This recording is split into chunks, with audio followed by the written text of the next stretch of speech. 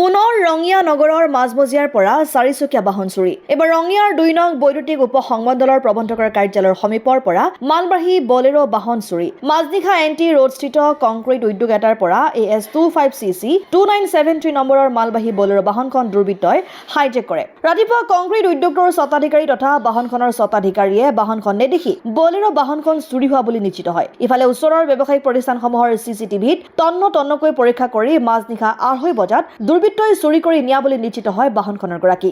এই ঘটনাৰ পিছত বলেৰো বাহনৰ স্বত্বাধিকাৰী শমছেৰ আলীয়ে ৰঙিয়া থানাত এজাহাৰ দাখিল কৰে। মই ঠিক 4টা বাজিবা 10 মিনিটমান থাকোঁতে মই ৰাতিপুৱা মৰ্ণিং ৱাক কৰিব আহোঁ। মৰ্ণিং ৱাক কৰিব আহোঁতে মই তাৰমানে বাইকখন লৈ আহোঁ ঘৰৰ পৰাই। বাইকখন আনি মই মোৰ দোকানত থওঁ। মই দোকানত থৈ মানে বাইকখন থৈ মই মৰ্ণিং ৱাকত যাওঁ।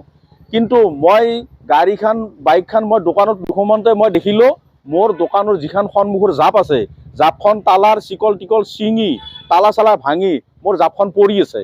জাপখন পৰি থকা অৱস্থাত মোৰ সন্দেহ হয় যে মোৰ ভিতৰত এখন বলেৰো গাড়ী এখন আছে। মই বলেৰো গাড়ীখনত যদি লক্ষ্য কৰোঁ মোৰ বলেৰো গাড়ীখন নাই। তেতিয়া মই দেখিলোঁ যে বলেৰো গাড়ীখন মোৰ চুৰি হ'ল।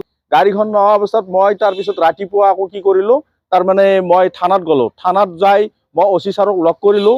OC ছাৰক লগ কৰি তেখেতে মানে আকৌ থানাৰ পৰা মোৰ লগত আহিল দোকানলৈকে। আহি তাৰমানে দেখিলে যে ইনভেষ্টিগেশ্যন কৰি পেলাই দেখা পালে গাড়ীখন মোৰ ইয়াত নাই। আৰু এই গাড়ীখন যিহেতু নাই, গাড়ীখন কোন জেগাত গ'ল কোন জেগাত যোৱা নাই, মই আমাৰ ইয়াতে MB বান্ডিঙত CC কেমেৰাত মানে চালে অলপ গম পাব বস্তুটো। আৰু এনেকুৱা ঘটনা প্ৰায় ৰঙিয়াত হৈয়ে আছে। ৰঙিয়াত আপোনাৰ যোৱাকালি নে পৰহি আপোনাৰ ভট্টপাৰাত DA গাড়ী এখন নিব খোজোতে তাত মানে গাড়ীখন নিব নোৱাৰিলে, গাড়ীখন লক হৈ গ'ল।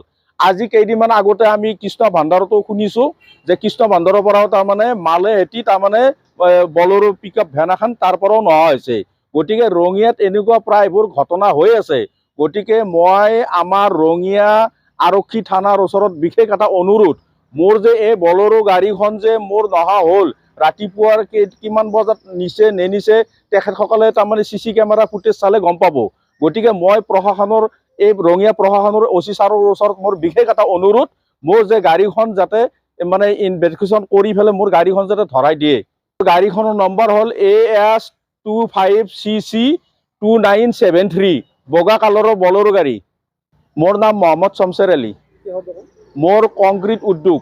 CCTVত আপোনাৰ MB বান্ডিঙত CCTVত উঠিছে গাড়ীখন। এইটো তাৰমানে 2:32 দেখাইছে। ৰঙিয়াৰ পৰা আইনাল হুছেইনৰ ৰিপৰ্ট, অসম আদিত্য।